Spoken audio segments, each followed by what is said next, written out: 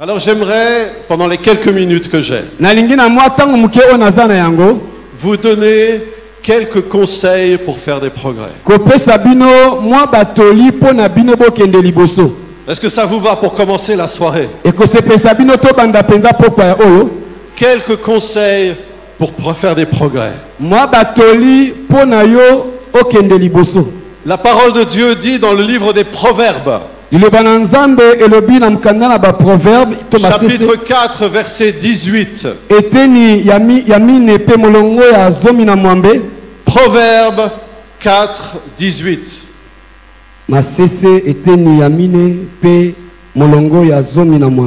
Le sentier des justes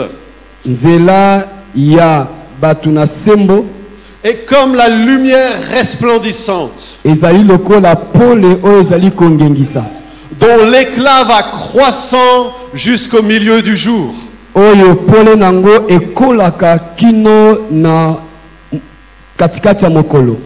Le sentier des justes est comme la lumière resplendissante. Le sentier sur lequel les justes marchent est un sentier de progrès. Le sentier sur lequel je marche, le sentier sur lequel tu marches, est un sentier de progrès. Et le progrès grandit comme la lumière du jour, comme le soleil qui brille le plus fort. Quand le soleil brille fort, on ne peut pas le regarder en face, parce que ça brille fort. Il n'y a pas de limite à nos progrès. Il n'y a pas de limite à tes progrès. Il n'y a pas de limite au progrès du juste. Nous sommes sauvés par grâce. Le Seigneur nous a pris de là où nous étions. Il nous a pris, la Bible dit qu'il n'éteint pas le lumignon qui fume.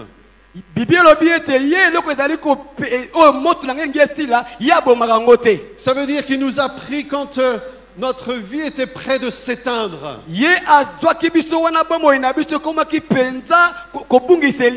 Jésus est venu nous chercher. Il a sauvé notre vie alors que nous étions perdus.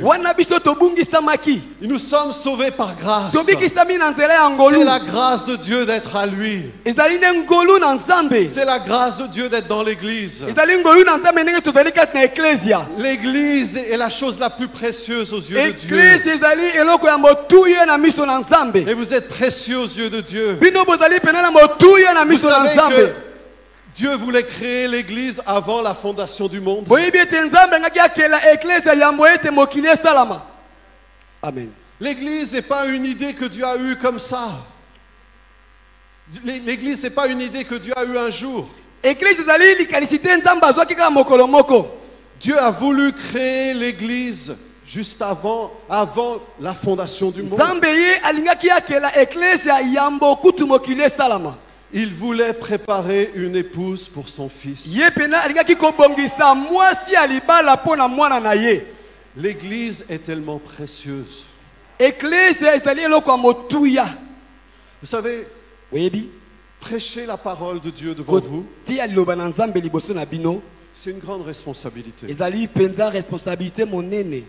Et je ne prends pas ça à la légère. Et j'aimerais vous dire, vous êtes important pour Dieu. Et l'église est importante pour vous. L'église doit être importante pour votre cœur, votre vie.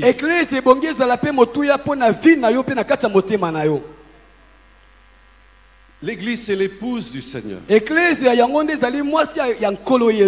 Et nous sommes juste des serviteurs. Et si je dis quelque chose qui n'est pas juste, cet homme de Dieu a tous les droits de me reprendre. Quand je fais le ministère ici, c'est une grande responsabilité. Et je ne veux pas prendre ça à la légère. Tout ce que je dis, ce que je fais, doit être sous le regard de Dieu et sous le regard des leaders. Alléluia. Amen. Quels doivent être les fondements de notre vie pour grandir?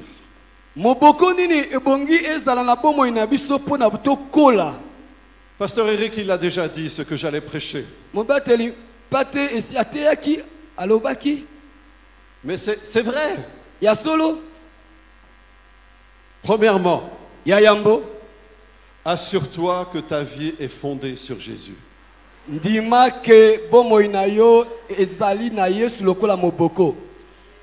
Et c'est vrai, s'il y a un sujet important,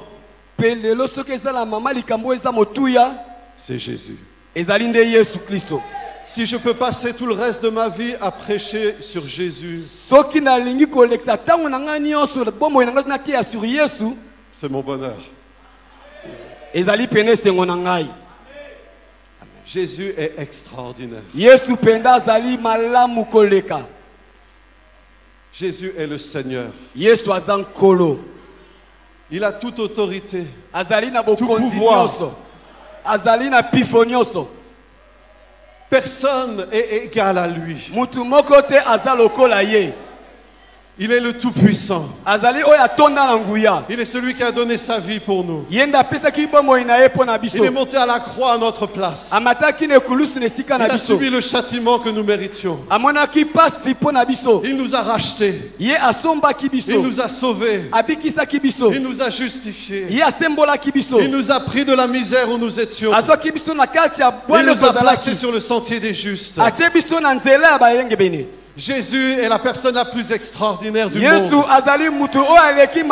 La plus extraordinaire dans l'univers. Il est mon Seigneur. Il est ton Seigneur. Est-ce qu'il est ton Seigneur? Vous savez, l'Église est fondée sur la révélation que Jésus est le Seigneur. Il est le Christ, le Fils du Dieu vivant. Et c'est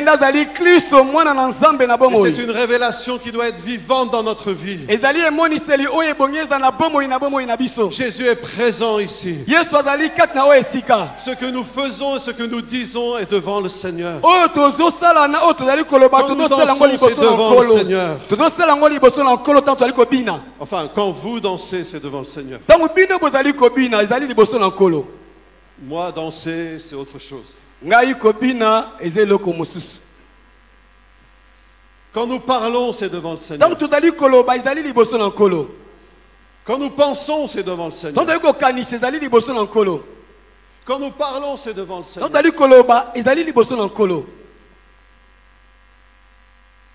L'Église est fondée sur la révélation que Jésus est présent. Et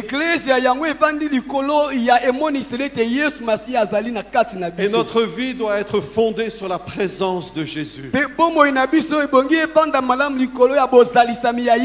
La Bible dit, personne ne peut poser un autre fondement que celui qui a été posé, à savoir Jésus-Christ.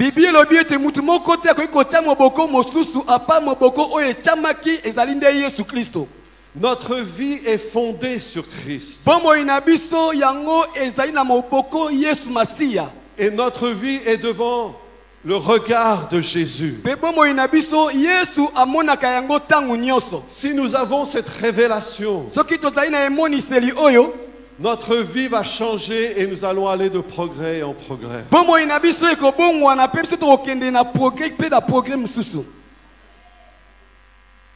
Jésus est réel. Et il est réel 24 heures sur 24, 7 jours sur 7. Et l'évangile que Dieu nous a donné,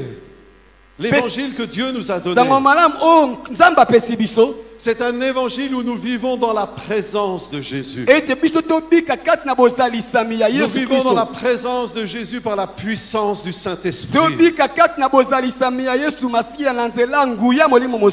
Ce n'est pas une idée. Ce n'est pas un concept. C'est une réalité spirituelle. Nous sommes sous le regard de Jésus. Nous vivons devant le Seigneur. C'est cela que ça veut dire que Jésus est le fondement de notre vie. Notre vie sans Jésus n'existe pas. Notre vie sans Jésus n'est rien.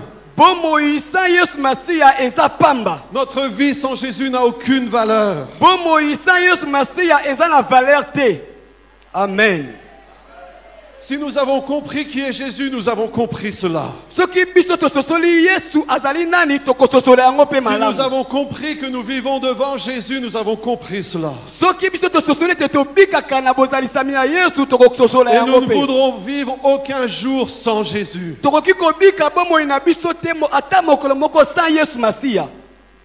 Jésus est le fondement de notre vie.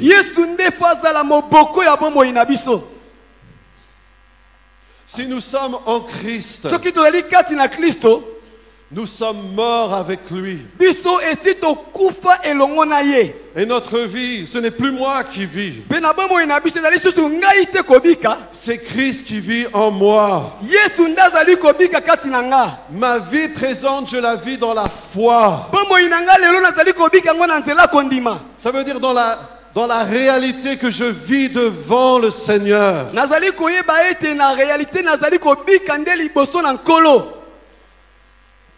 Ma vie a été crucifiée avec Christ. J'ai été crucifié avec Christ.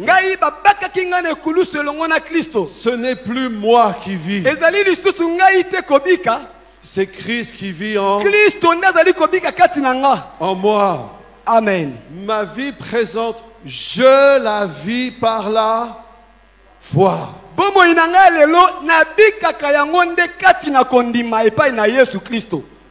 Moi et je, c'est deux personnes différentes.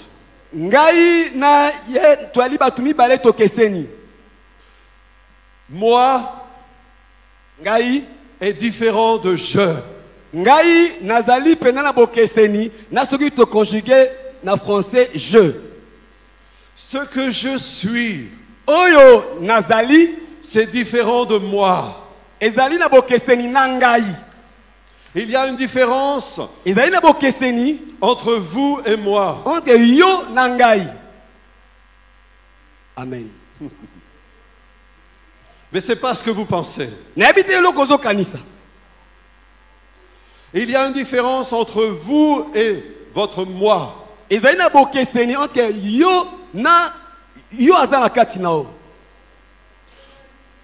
Votre vie maintenant est dans le Seigneur. Celui que vous êtes sans le Seigneur est mort. Votre moi, dans le grec c'est ego. Ego. En français ça a donné égoïste. Ego, ce que je suis par moi-même tout seul. Ma vie sans Dieu, elle ne fera jamais de progrès.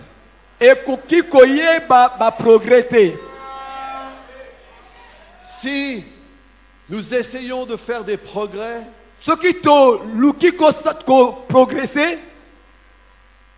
sans être crucifié avec Christ, et sans mener la vie de la foi en Christ vivant,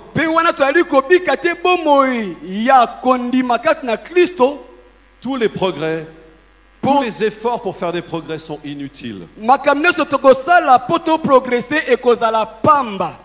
Amen. Tout progrès en dehors de Jésus est inutile. Amen. Dieu ne peut pas améliorer notre vie. Il a fallu qu'il la fasse mourir afin de nous donner une vie nouvelle. Et cette vie nouvelle ne fonctionne pas comme la première. La première vie fonctionnait juste avec moi. Qui est-ce qui est important? C'est moi. Qui est-ce qui veut faire des progrès? C'est moi. Qui est-ce qui veut que les autres voient mes progrès? C'est moi. Mais cette vie-là est morte. Je ne sais pas pour vous, mais pour moi c'est mort. Amen. Mais si ce n'est pas mort pour vous, si vous avez encore de l'ambition en vous-même, vous perdez votre temps. Vous perdez votre temps. Sans Jésus, notre vie est rien.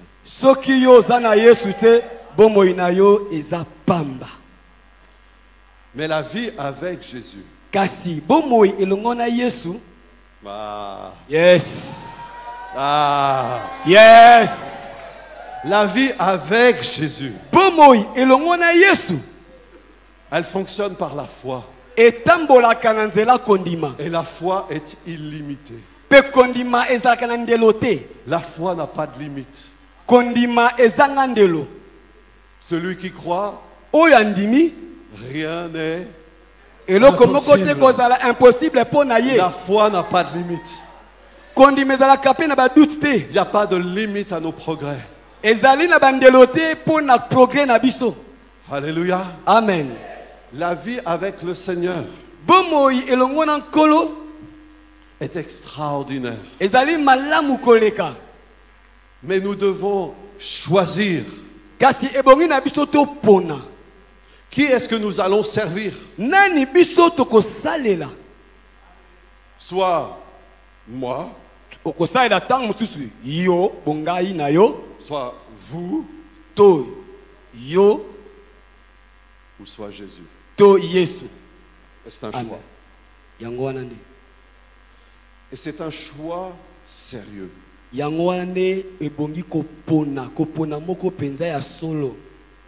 Chaque jour, nous pouvons vivre cette vie de foi.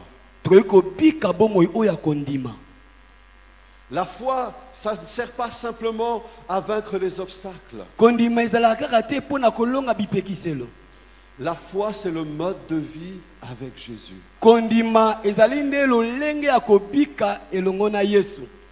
Elle puise dans la parole de Dieu. Et tout ce que la parole de Dieu dit sur nous, je peux l'être, je peux le devenir. En fait, amen. Nous sommes déjà tout ce que la parole de Dieu dit de nous.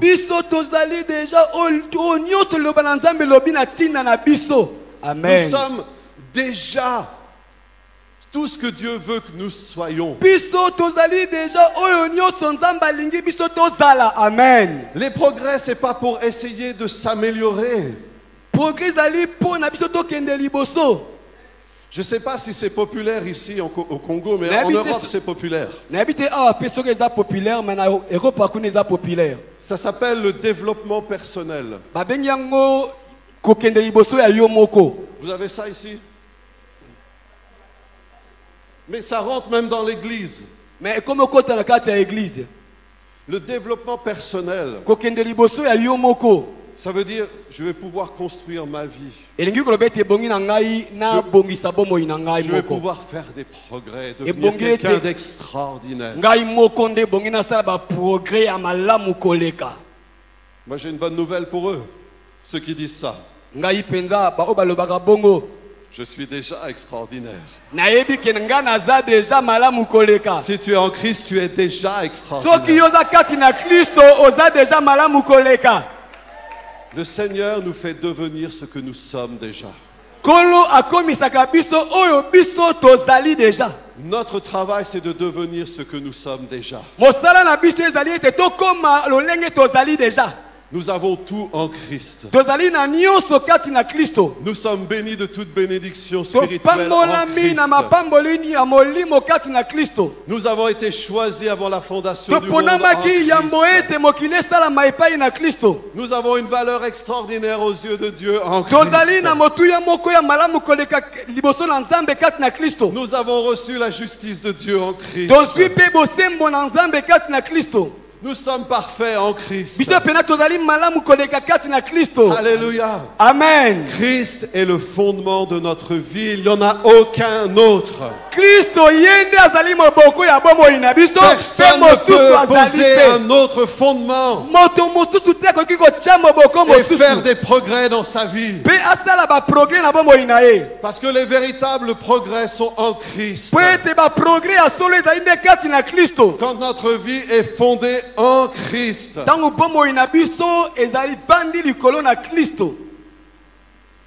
Amen. Quand Jésus est le fondement de notre vie, ce que nous vivons et ce que nous devons rechercher, c'est la personne de Jésus. Toute la personne de Jésus. Et nous devons chercher son regard sur notre vie. Pas juste sa main. Amen. Pas juste la bénédiction. Amen. Pas juste le fait que Dieu va peut-être nous pousser pour faire des progrès.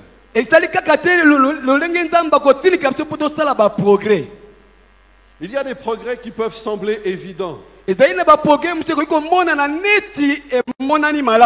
Mais à la fin, ce ne sont pas des progrès. Il y a des gens qui prophétisaient au nom de Jésus. Il y a des gens qui faisaient des miracles au nom de Jésus.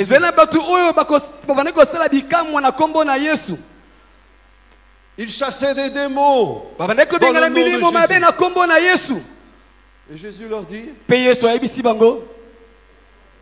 je ne vous connais pas. Je ne vous ai jamais connu. Qu'est-ce qui est important? Frères et sœurs, c'est que notre vie soit devant Jésus. Être un disciple de Jésus, c'est vivre sa vie devant Jésus. C'est laisser le regard de Jésus aller partout.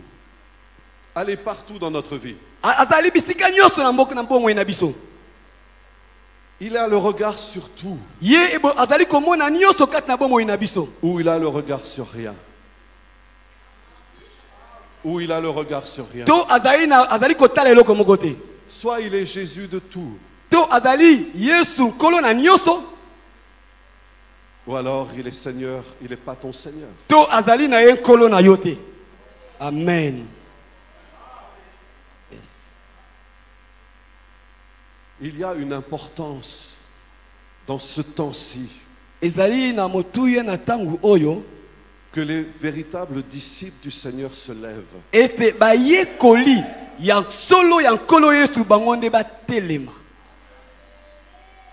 Mais qu'est-ce que ça veut dire? C'est pas juste quand il y a l'école de la foi. Pas juste quand c'est le dimanche.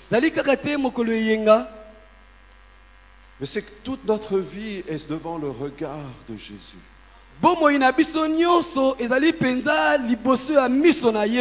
Tous les aspects de notre vie.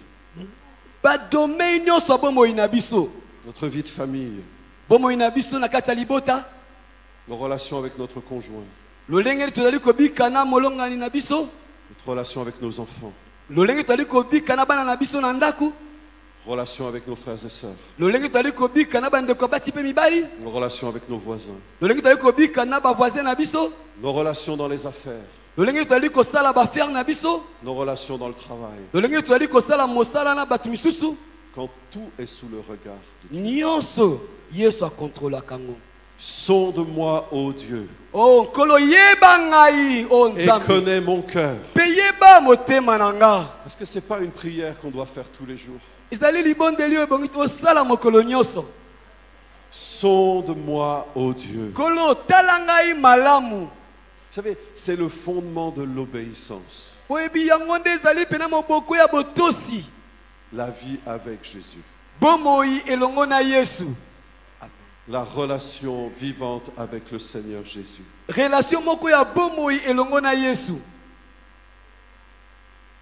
Dans l'Ancien Testament, dans le désert, Israël a vécu des miracles extraordinaires.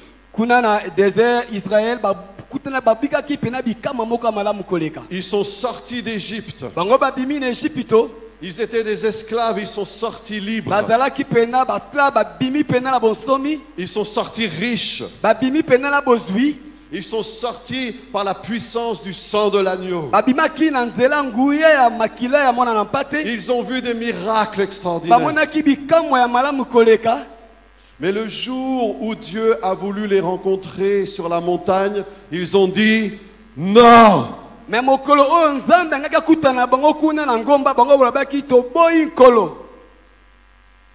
Le jour où Dieu a voulu les rencontrer, le peuple a dit non. Dieu parle à Moïse et Moïse va nous parler.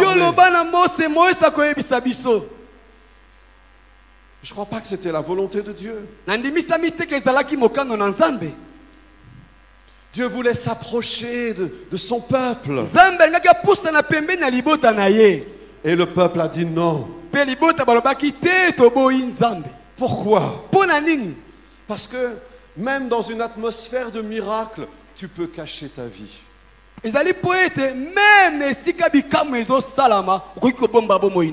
Il peut y avoir des miracles, des choses extraordinaires qui se produisent autour de toi. Et tu peux cacher ton péché. Mais devant le regard de Dieu, tout est mis à nu.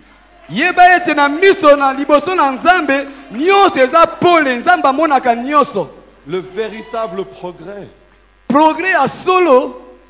la quête que nous devons avoir, ce que nous devons rechercher, c'est vivre chaque jour devant Jésus. Amen. Yes. Et la vie de foi est extraordinaire.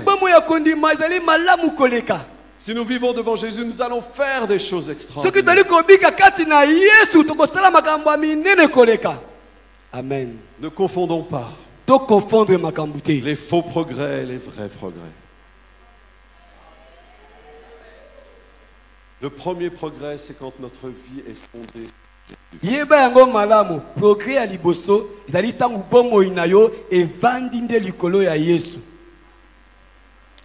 Alléluia. Amen.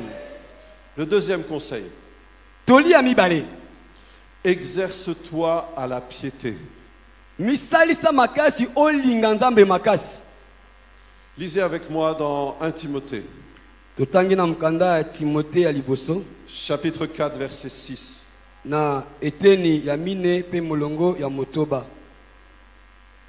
Exerce-toi à la piété,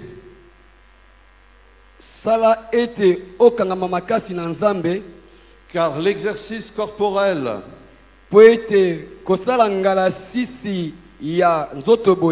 est utile à peu de choses, tandis que la piété est utile à tout.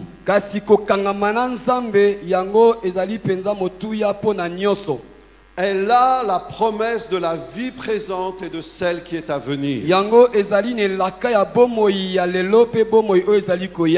Basé sur ce verset, qui pourrait dire la piété c'est important?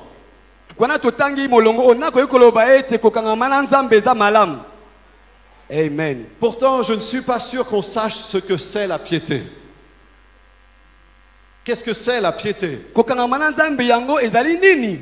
Peut-être si je faisais un sondage et je demandais à chacun, qu'est-ce que c'est la piété?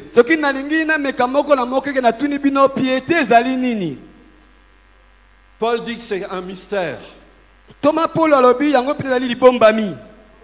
Regardez un petit peu au-dessus. Chapitre 3. Verset 16. Il dit, sans contredit, le mystère de la piété est grand.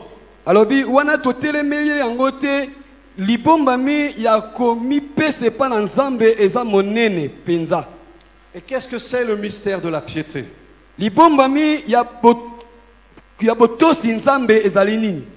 Paul va écrire quelque chose à Timothée. Il semble que ce soit les paroles d'un chant. C'était les paroles d'un hymne. Et voici le mystère de la piété. Dieu a été manifesté en chair, justifié par l'Esprit,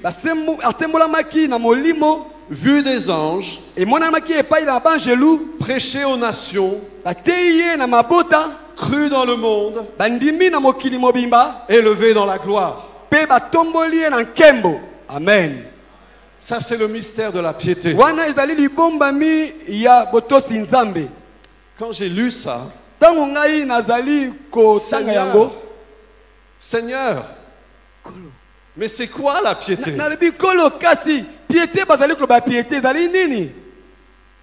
Qu'est-ce que tu veux dire là? Pour moi, ça n'avait pas de sens. Le mystère de la piété, Dieu a été manifesté en chair.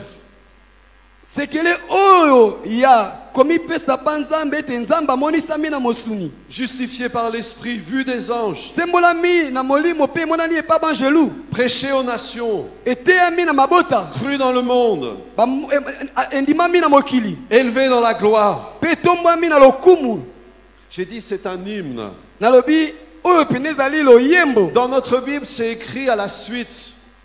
C'est écrit à la suite en une seule phrase. Mais si c'est un hymne, on devrait écrire plutôt Dieu a été manifesté en chair. À la ligne. Justifié par l'Esprit. À la ligne. Vu des anges. À la ligne. Prêché aux nations. À la ligne. Cru dans le monde. À la ligne. Élevé dans la gloire. Ok. Amen. Mais en quoi ça nous aide à comprendre? Et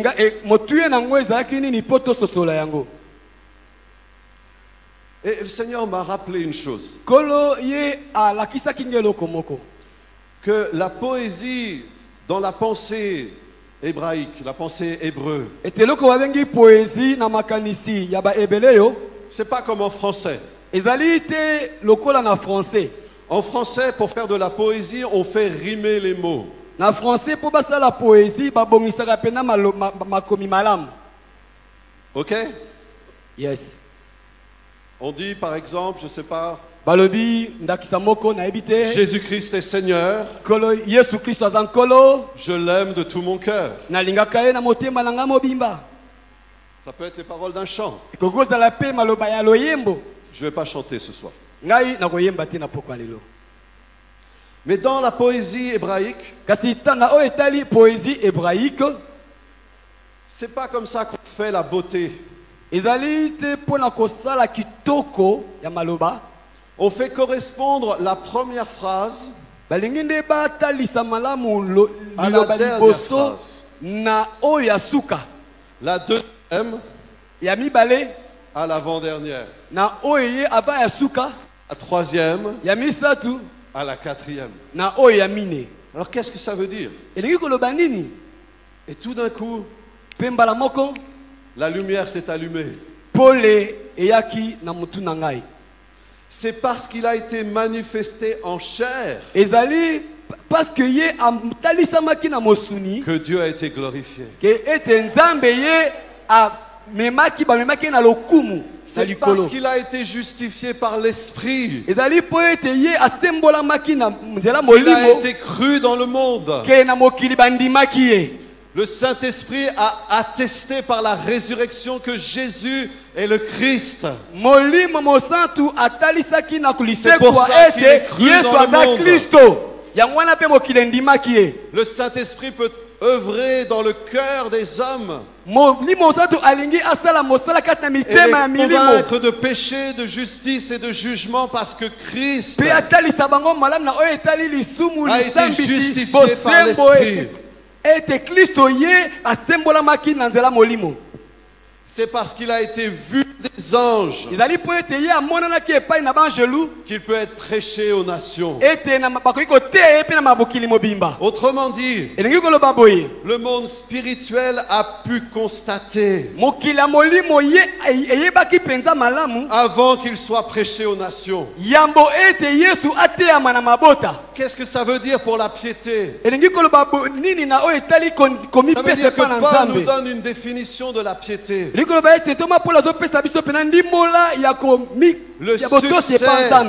Le succès ou le progrès, pour le succès visible,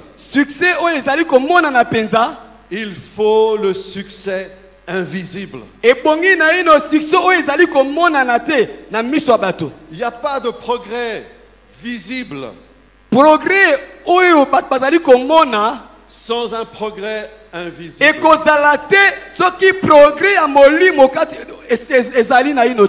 La piété, c'est quoi? C'est que notre vie extérieure reflète ce qu'il y a à l'intérieur. Et le mystère de la piété est grand. Celui qui marche sur le sentier des justes,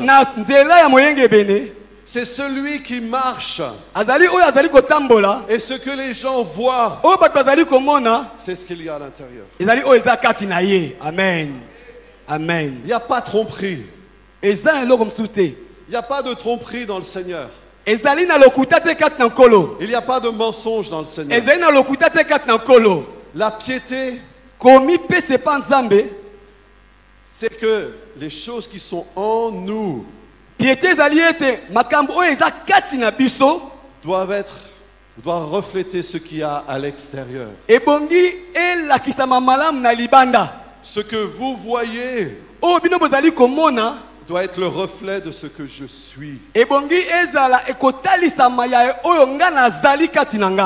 ça la piété. Et la Bible dit exerce-toi à la piété. Ça veut dire que tes progrès intérieurs, tes progrès invisibles,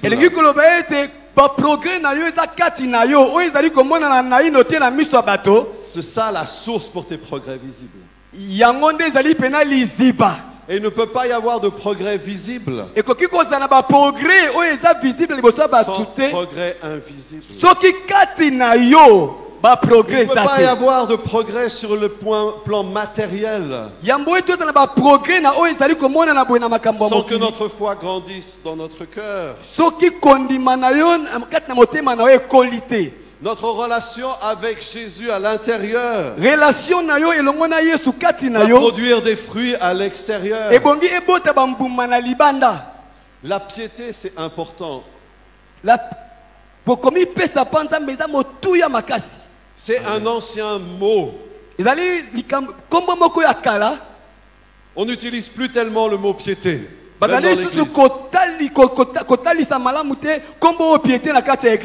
Mais la piété est importante. Si nous voulons faire des progrès, nous devons nous exercer à la piété. Ça veut dire ce que je suis, c'est ce que je fais. Ce que je dis, c'est ce que je pense. Ce que je manifeste, c'est ce que je crois. Amen. Quand il y a cette unité dans notre vie, regardez ce que dit l'apôtre. Que dans la piété, il y a la promesse de la vie présente et de celle qui est à venir.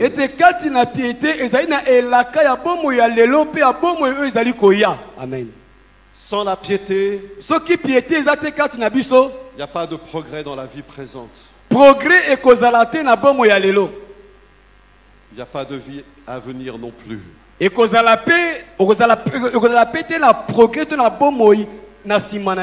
À quel moment est-ce que l'apôtre Paul écrit cela? Il écrit à son fils dans la foi, Timothée.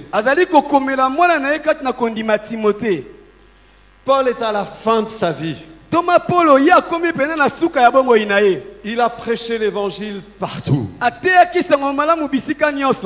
Il y a des églises dans beaucoup d'endroits. L'évangile a fait des progrès partout. Il y a le succès qui est là.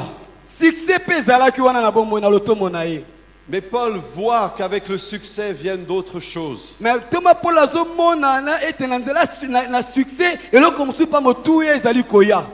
Les progrès attirent toujours d'autres personnes. Et Paul dit, dans les derniers temps viendront des faux docteurs. Pasteur, le progrès attire les faux docteurs.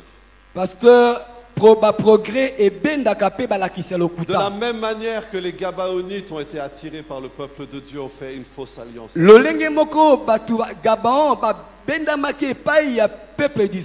Le succès attire. Le progrès attire. Et n'attire pas que des bonnes personnes. C'est pour ça que la piété est importante.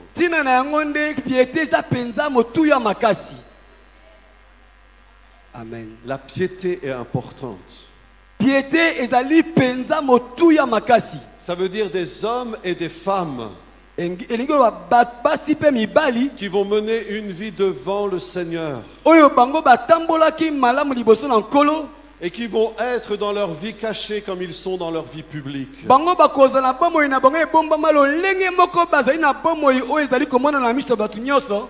Sans cela, il n'y a pas de puissance et il n'y a pas de progrès.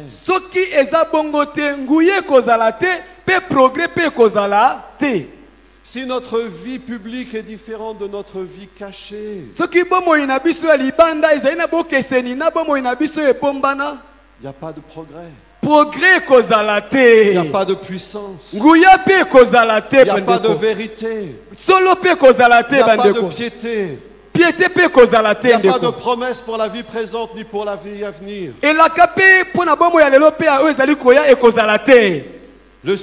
Pour le succès visible, il faut un succès invisible. Pour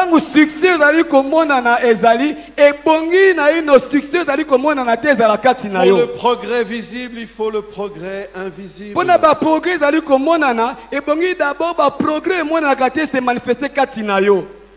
Dans l'atmosphère du réveil du miracle, on peut cacher son péché.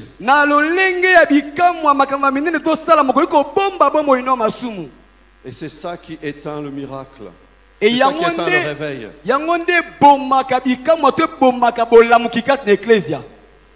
Mais la piété, c'est utile pour tout. La piété, le fait qu'il n'y ait rien qui soit différent entre ma vie cachée et ma vie publique.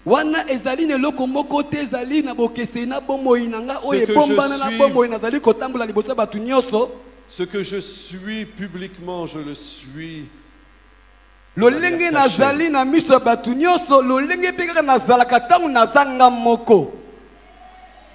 Ça, c'est le véritable progrès. Amen. Quand ma vie intérieure reflète ma vie extérieure.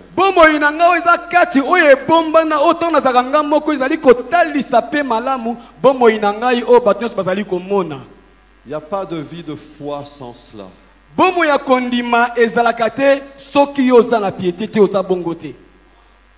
Vous savez, je vous dis ça très calmement. C'est peut-être pas le style auquel vous êtes habitué.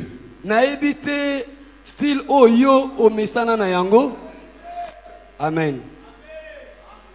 Mais sans comprendre cela, sans vivre cela, il n'y a pas de progrès. Yes. L'atmosphère dans laquelle nous vivons ne doit pas être uniquement une atmosphère de miracle.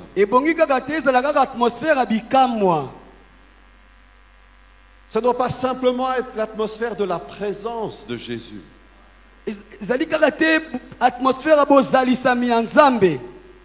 Ça ne doit pas être simplement la présence de Dieu. Mais le regard de Dieu.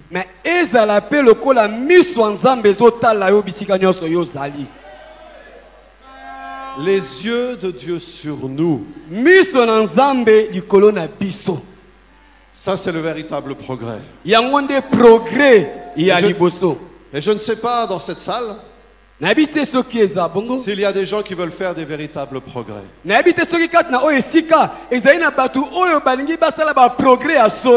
Si c'est le cas, il y a une puissance extraordinaire dans le nom de Jésus. Et il y a une puissance extraordinaire dans le sang de Jésus. Le sang de Jésus est puissant. Le sang de Jésus est éternel. Le sang de Jésus nous purifie de tout péché. Si nous confessons nos péchés, Jésus est fidèle et juste pour nous les pardonner. Est-ce que ça prend longtemps pour que Jésus nous pardonne? Non. C'est immédiat. Si nous confessons nos péchés, il est fidèle et juste pour nous pardonner. Le sang de Jésus est tout puissant pour pardonner les péchés et nous purifier de toute iniquité.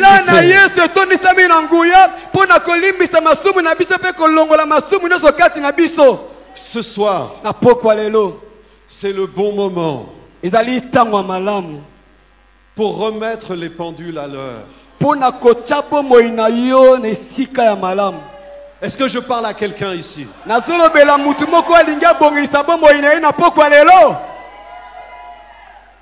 Qui que tu sois, quelles que soient les choses que tu as faites, tu as de la valeur aux yeux de Dieu. Et Jésus a donné son sang pour racheter ta vie. Pour que tu mènes une vie qui vaille la peine. Une vie qui n'est pas une fausse vie. Une vie qui est vraie.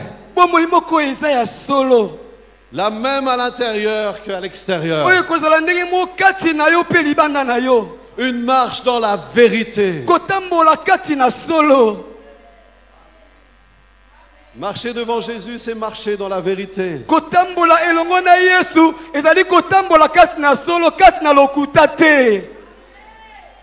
Au premier jour de la conférence, c'est le bon moment de mettre les pendules à l'heure.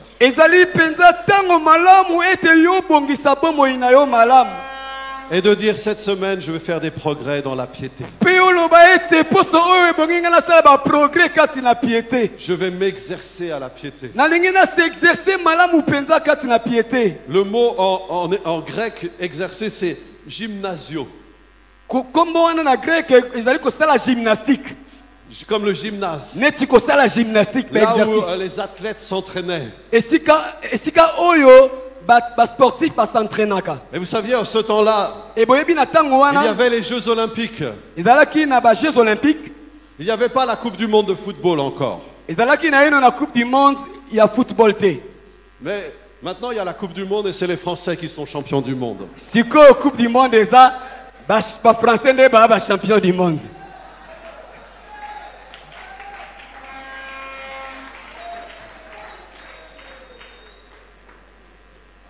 Mais il y avait les Jeux Olympiques. Et quand les lutteurs luttaient, pour eux c'était une question de vie ou de mort. Ils risquaient leur vie dans le stade. Pour de vrai. Ils risquaient leur vie. Nous risquons notre vie dans ce monde. Nous devons nous exercer à la piété. Le monde a besoin de voir une église vivante. Une église puissante. Des chrétiens sérieux. Des chrétiens honnêtes. Des chrétiens qui sont les mêmes à la maison et en public. Des chrétiens qui sont les mêmes à l'intérieur et à l'extérieur. C'est ça notre puissance. Nous n'avons de la puissance que pour la vérité. Il n'y a pas de puissance dans le mensonge. Il n'y a pas de puissance dans la duplicité. Il n'y a pas de puissance quand il y a deux visages. La puissance est là quand il y a la piété. Quand ma vie extérieure reflète l'intérieur.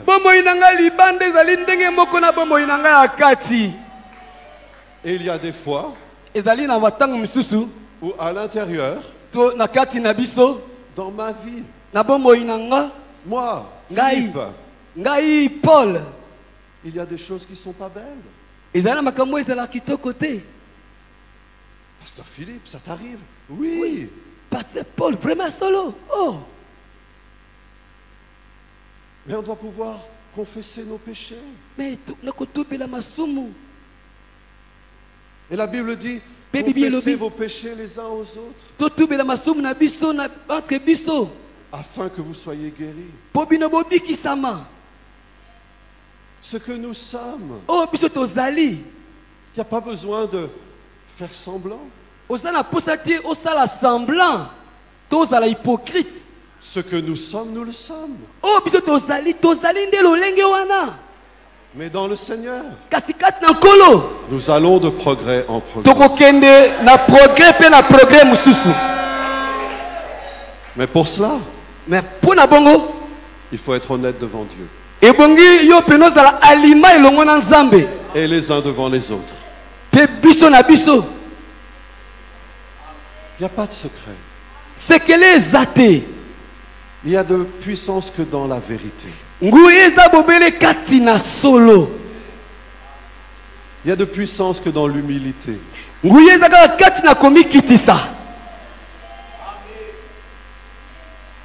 Ce que nous sommes, nous le sommes. Mais avec le Seigneur. Avec le Seigneur. Nous sommes transformés. Amen. Amen. De gloire en gloire. De victoire en victoire. Alléluia. Amen. Prenons un temps ce soir. Pour mettre les pendules à l'heure dans notre vie. Choisissons de vivre dans la piété. S'il y a des situations à changer dans notre vie, changeons-les.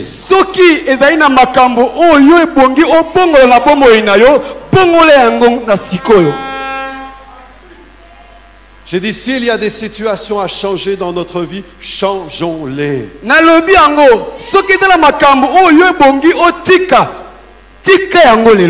Confessons nos péchés à Jésus. Il nous pardonne. Son sang est tout puissant pour nous purifier. Et changeons ce qui doit être changé.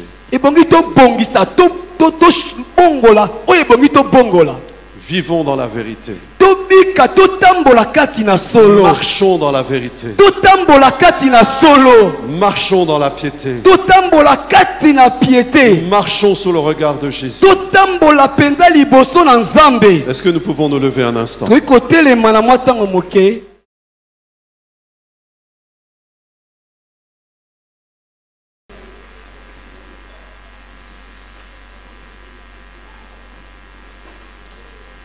J'aimerais simplement que nous prenions un instant pour prendre une décision. Une vraie décision.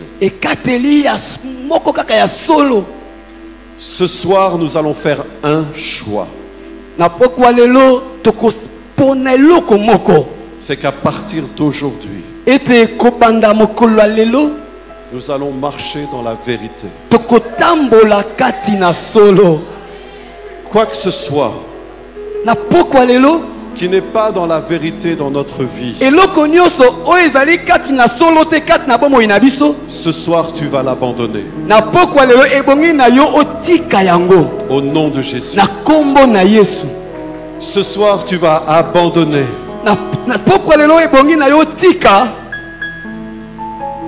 Ce qui te tient va lâcher au nom de Jésus.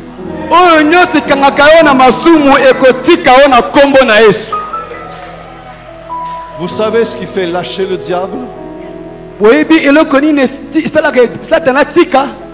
C'est quand la vérité est dans notre vie. Il n'y a pas d'autre secret. C'est quand nous sommes vrais. Alors ce soir, fermons nos yeux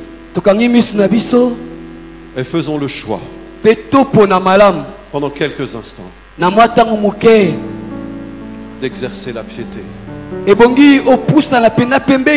de continuer à exercer la piété et de grandir dans la piété.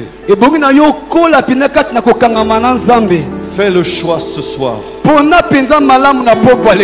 de mener ta vie au regard de Jésus. Le regard de Jésus est sur nous ce soir.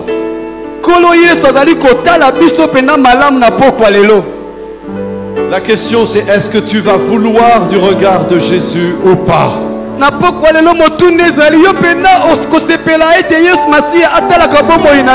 que tu vas dire, Seigneur Jésus, oui? Pose ton regard sur tous les aspects de ma vie. Pose ton regard de flamme partout.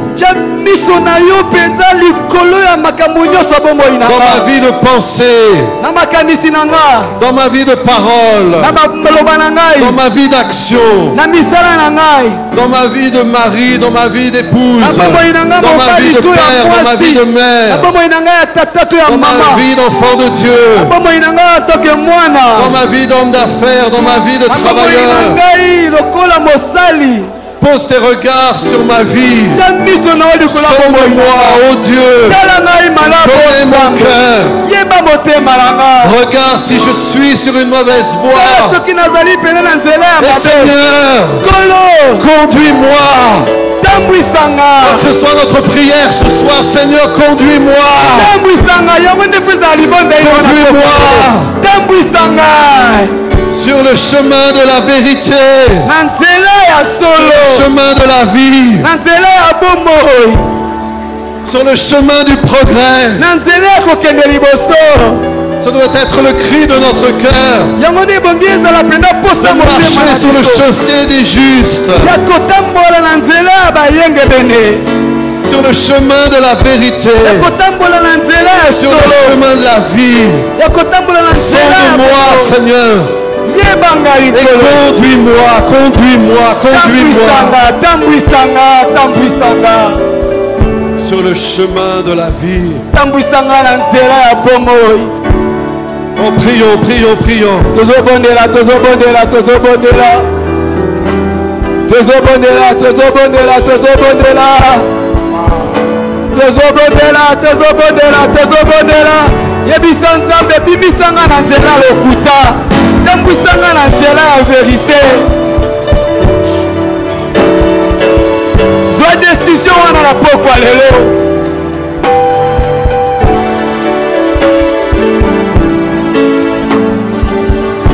Gloire au Seigneur.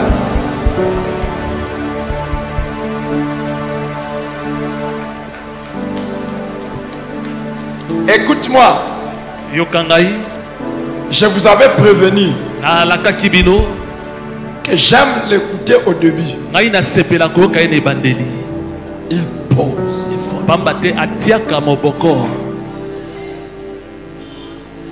Le Seigneur vous bénira, Pasteur Philippe. Avant qu'il ne puisse commencer à prêcher, moi si je devais prêcher, je ne vais plus prêcher. Je vais juste parler pendant quelques minutes. Qu'est-ce que le Seigneur m'avait donné comme message? Le message que le Seigneur m'a donné, c'est le message aussi de ces paralytiques qu'on a amenés à Jésus. On a amené un paralytique à Jésus. Et les gens qui ont amené ces paralytiques avaient la foi. Ils avaient la foi pour que cet homme soit guéri. Mais quand ils sont arrivés, Jésus a vu leur foi. Mais ce n'était pas suffisant pour que les miracles se produisent. Jésus a posé les regards sur la vie de la personne. Et il a trouvé la cause de la paralysie de cette personne. Il regarde la personne qui était paralytique. Il lui dit: mon fils, tes péchés sont pardonnés. Les gens qui étaient tout autour de lui ont commencé à murmurer et à dire: comment un homme peut pardonner le péché? Jésus n'est pas un simple homme. Jésus est le Fils de Dieu. Et il a le pouvoir de pardonner le péché. Et il a dit: afin que vous sachiez que le Fils de l'homme a le pouvoir sur la terre de pardonner les péchés. Il dit au paralytique: lève-toi, prends ton lit et marche. Mais avant de lui dire de se lever, il a d'abord commencé par lui dire: tes péchés sont pardonnés. Les amis, le péché paralyse la vie. Tu ne pourras pas aller loin dans la vie avec le péché. Je ne peux pas espérer progresser dans ma vie en ayant un péché.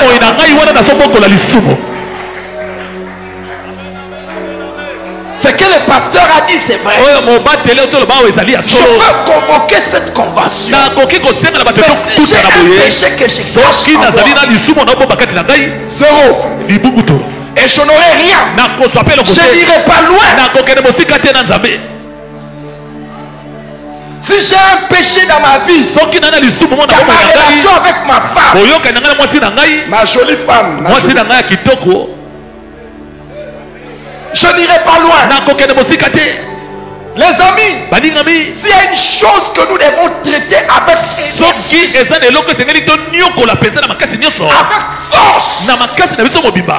la Bible a dit lutter contre le péché. S'il y a une chose contre laquelle tu dois lutter, non pas avec ta force, mais la force que Dieu nous donne en Jésus-Christ, c'est le péché.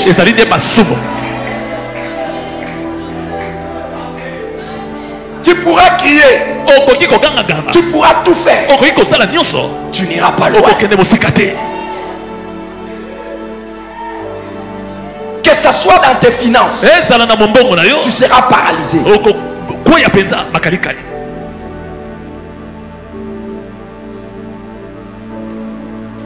Dans ton foyer, dans ton mariage, dans ta santé. Les amis, parmi les choses sur lesquelles je m'accroche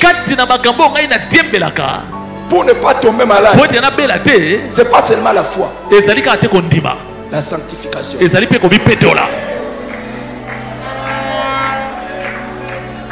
Et parmi les choses sur lesquelles je m'accroche pour amener ce ministère très haut, c'est pas seulement la foi, c'est pas seulement la sagesse, mais la sanctification. Faire en sorte que le regard de Dieu sur moi soit un regard qui m'approuve.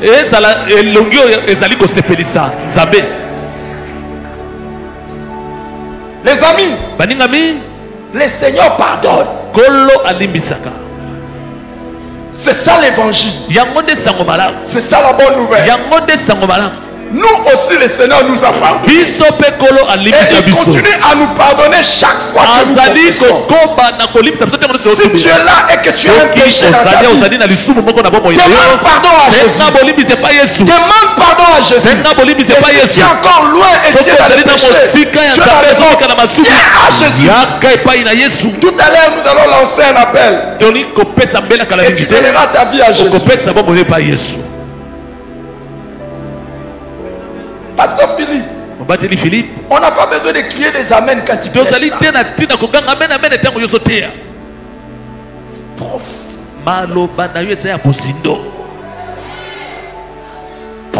Et merci.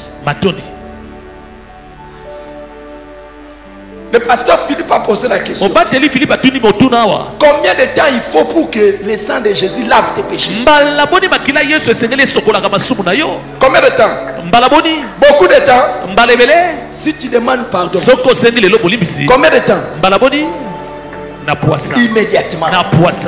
Et si tu demandes pardon et qu'il te pardonne, la suite est quoi? Non. Si tu reçois ton pardon ce soir, le Jésus qui te pardonne, c'est le même Jésus qui te dit: lève-toi, prends ton lit et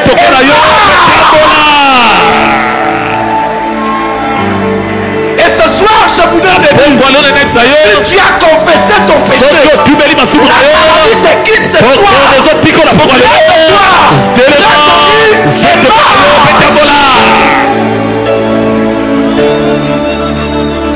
à partir de ce soir, si tu as demandé pardon à Dieu, tu as pris la décision de commencer à marcher dans la sanctification. J'ai dit que tes finances ne seront plus paralysées. Tu vas aller loin au nom de Jésus-Christ. Lève-toi, prends ton lit et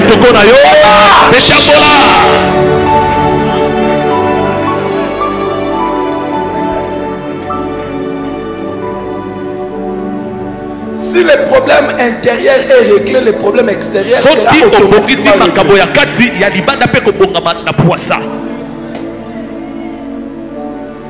Que ce soit dans ton ministère, Que ce soit dans ta santé, que ce soit dans ton travail, c'est le temps de plier bagage. Le péché pardonné. Maintenant, prends les lits. Commence à marcher. Vous savez, ne regardez pas les pharisiens qui ne croient pas que Jésus t'a pardonné. Il y a des gens qui pensent qu'ils sont Dieu. Ils peuvent toujours continuer à te rappeler tes péchés. Comme si tu n'as jamais été pardonné. Ils resteront dans les débats. Ils resteront dans les histoires. Pendant que toi, tu auras déjà pris ton livre. Tu seras en train de marcher. Et tu seras en train d'aller loin. Ne t'arrête pas à cause de ce qui te rappelle ton passé. Ne t'arrête pas à cause de ce qui te rappelle tout le péché que tu as fait. Ne t'arrête pas. Ce que Dieu a pardonné, il a pardonné.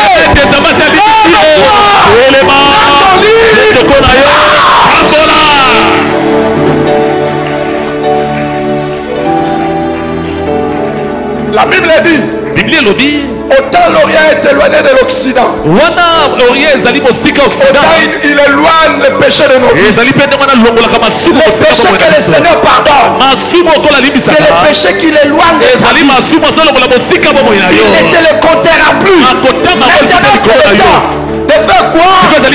Lève-toi, prends ton lit et marche. Toi qui as demandé pardon à Dieu ce soir, à partir d'aujourd'hui, une nouvelle vie a commencé. Toi qui as pris la décision de t'exercer à la piété, à partir d'aujourd'hui, tu as pris une autre promotion. Tu vas aller loin.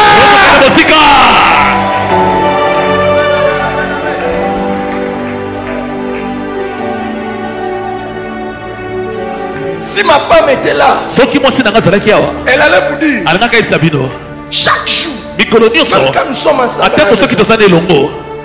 quand il y a quelque chose entre nous, je lui dis s'il te plaît, je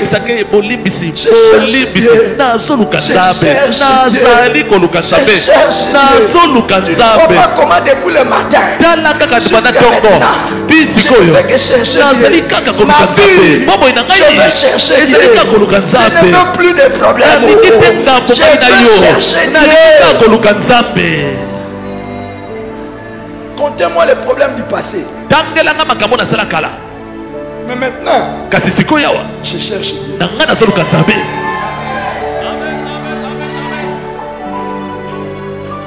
Et restez dans vos histoires.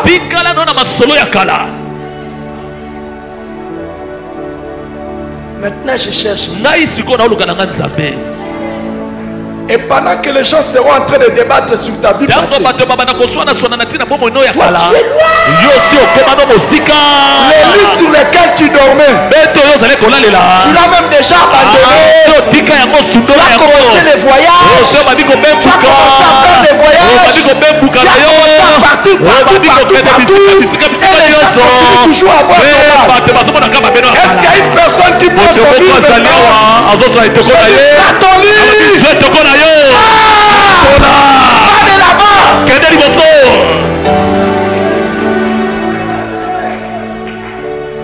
Notre papa, le fait Jacques-André Vernon, papa Jacques-André Vernon chantait ses cantiques. Victoire, victoire, victoire à Jésus notre roi, qui pourra condamner ceux qui sont délivrés, qui marchaient dans la suite. Tu sais, quand tu t'exerces à la piété, même quand le diable viendra t'attaquer pour t'arrêter dans la marche, tu diras, le prince de ce monde n'a rien à moi. Il ne verra rien à moi. Et il n'aura rien à moi. Je te vois aller plus loin. Je dis, je te vois aller plus loin. Alors que tu t'exerces à la piété, je vois le Seigneur élever ta vie. Je vois le Seigneur amener ta vie plus loin.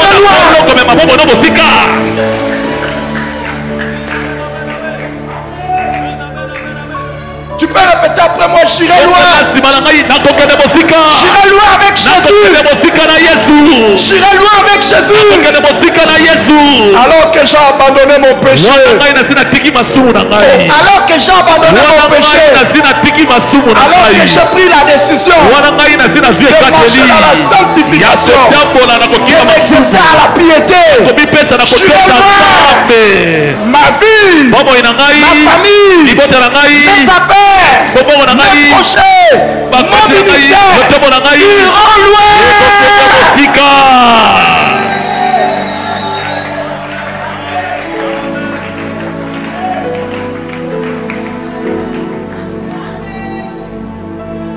Le pardon de Jésus est le signal d'un nouveau départ. Mais à ceux à qui il pardonnait, il disait: va, ne pêche plus, afin qu'il ne t'arrive quelque chose de pire. Chaque fois que tu abandonnes quelque chose, ne rentre plus dans ça. Parce que la première difficulté que ça te causait sera inférieure à la deuxième difficulté que le péché de récidive va t'amener.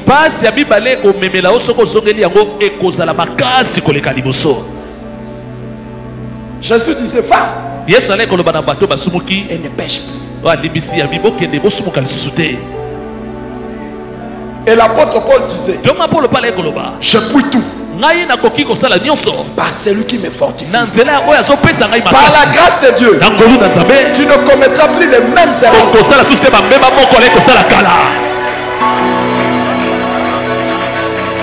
Soyons assis, s'il vous plaît. Que tous ceux qui sont malades, qui ont un problème de santé, attendez, nous allons prier pour vous quelques instants. Vous avez des problèmes dans les finances, nous allons prier pour vous dans quelques minutes. Inclinons nos têtes dans la prière. Aidons d'abord ceux qui veulent arranger la vie avec Jésus. Rapidement, vous êtes là. Vous dites: pasteur, j'ai écouté ce message. Jésus n'est pas dans mon cœur. Je mène ma vie moi-même. Mais ce soir, je vais arrêter avec le péché. Je vais changer de vie. Pasteur, aidez-moi, priez avec moi, que Jésus me pardonne. Je veux devenir enfant de Dieu. Si tu es là, lève la main. Lève la main. Levez la main. Levez la main. Vous êtes nombreux à lever les mains. Levez-vous là où vous êtes. Si tu as honte, reste. Mais si tu n'as pas honte, reste. Jésus avait dit: si quelqu'un a honte de moi, j'aurai honte de lui. Si ce soir tu prends la décision de tout ton cœur d'arranger ta vie, d'où que tu sois, là où tu es, d'où que tu viens, mais tu dis: ce soir, c'est le jour où je vais donner ma vie à Jésus et je vais abandonner tout. Viens ici. Aujourd'hui, viens. Si tu es là-bas au-dessus, mettez-vous ici. C'est le jour où votre vie va changer. Et c'est le jour où Jésus va vous pardonner instantanément. Et Jésus, vous allez commencer une nouvelle vie. Viens. De n'importe où tu te trouves, viens à Jésus. C'est Jésus qui t'appelle. Viens. Si tu es dehors, entre, viens. Et si tu étais à l'extérieur même du bâtiment, viens.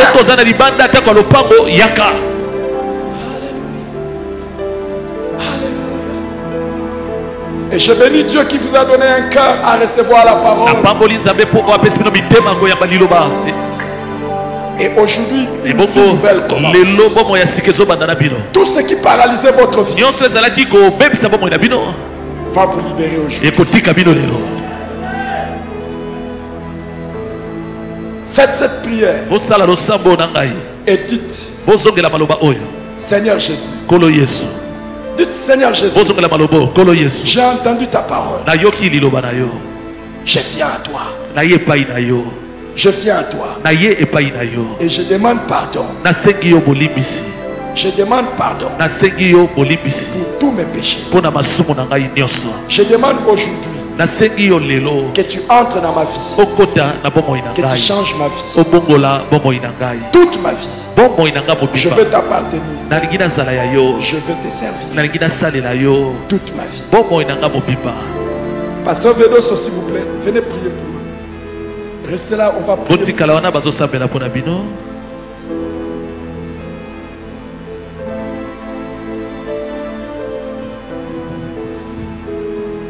Jésus. Yes. Merci parce que tu es celui qui a accepté de mourir à la croix à la place de tous ses bien-aimés. Merci parce que autrefois nous aussi nous étions comme eux. Merci.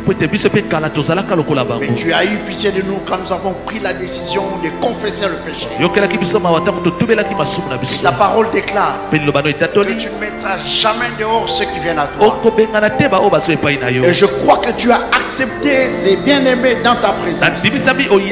Et merci parce que tu viens de faire de sorte qu'ils soient de nouvelles créatures. Merci pour être comme c'est qu'ils marchent dans la victoire, qu'ils remportent des grandes victoires, et que le péché n'ait plus aucun pouvoir dans leur vie. Au nom puissant de Jésus, qu'ils aient le péché en horreur, et que la vie de sanctification soit leur partage. Seigneur, de la même manière que la chenille est devenue papillon,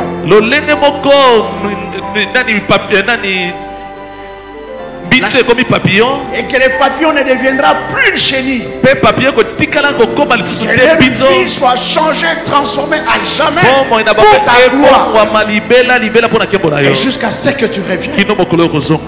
Bénis mes bien-aimés. En ton nom Jésus j'ai ainsi prié. Amen. Est-ce qu'on peut acclamer le Seigneur? Les amis, venez. Allez comme ça, là-bas, il y a des amis qui vont parler avec vous. Allez comme ça, il y a des amis qui vont parler avec vous. Maintenant, vous qui êtes malade, et vous croyez que votre intérieur est maintenant purifié par Jésus, levez-vous, nous allons prier. Tu es malade. Lève-toi. Lève-toi. Si ton intérieur est purifié, ton extérieur sera purifié. Si à cause de ceux qui avaient Dieu paralysé physiquement et la foi maintenant, je vais demander à toute l'église d'être en prière. Commençons à prier pour les frères qui sont malades. Je vais inviter sur cette estrade un homme de Dieu qui va prier au nom de Jésus. Et vous allez recevoir la guérison. Peu importe votre maladie, c'est soit vous recevez votre guérison. Levez les mains vers le Seigneur. Levez les mains vers le Seigneur. Et toute l'église sont dans la prière.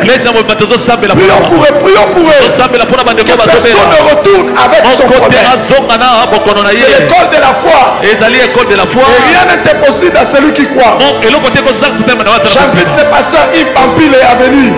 Pasteur, venez prier pour les gens qui sont malades. Nous avons la grâce de vous avoir ici. Élève ta voix et prie. Et reçois la guérison maintenant.